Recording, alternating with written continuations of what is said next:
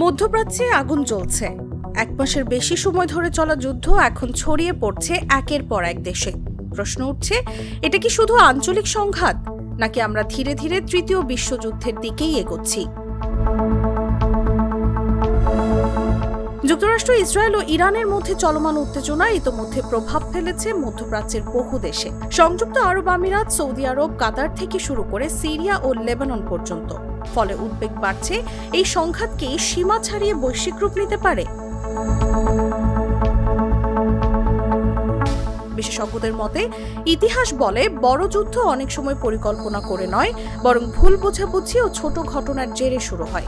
1914 সালে একটি হত্যাকাণ্ড থেকেই শুরু হয়েছিল প্রথম বিশ্বযুদ্ধ, যেখানে একের পর এক দেশ জড়িয়ে পড়ে ভয়াবহ সংঘাতে।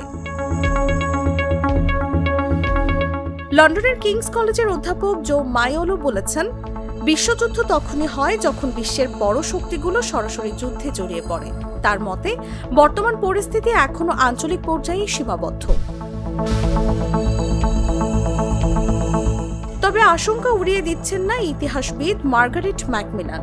তার মতে, ইরান যদি গুরুত্বপূর্ণ জাহাজ চলাচলের পথ যেমন হরমুজ প্রণালী বন্ধ করে দেয়, তাহলে বৈশ্বিক জ্বালানির সংকট তৈরি হতে পারে এবং বড় শক্তিগুলো সরাসরি জড়িয়ে পড়তে পারে। এছাড়াও এক অঞ্চলের সংঘাত অন্য অঞ্চলে নতুন উত্তেজনার সুযোগ তৈরি করতে পারে, যেমন চীন তাইওয়ান নিয়ে পদক্ষেপ নিতে পারে বা রাশিয়া ইউক্রেনে তাদের অভিযান জোরদার করতে পারে। তবে অনেক বিশ্লেষক মনে করেন, বড় শক্তিগুলো সরাসরি যুদ্ধে নামতে চায় না, কারণ আধুনিক বিশ্বে পারমাণবিক অস্ত্রের উপস্থিতি বড় যুদ্ধের ঝুঁকি কমিয়ে দেয়, একই সঙ্গে বাড়িয়ে দেয় তার ভয়াবহতা। বিশেষজ্ঞদের মতে, পরিস্থিতি এখনও নিয়ন্ত্রণের বাইরে যায়নি, কিন্তু ইতিহাস আমাদের শিখিয়েছে ছোট ভুলও বড় বিপর্যয় ডেকে আনতে পারে।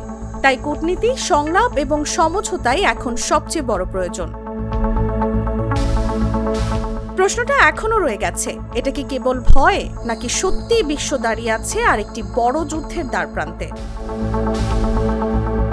নিউজ ডেস্ক, জাগো নিউজ।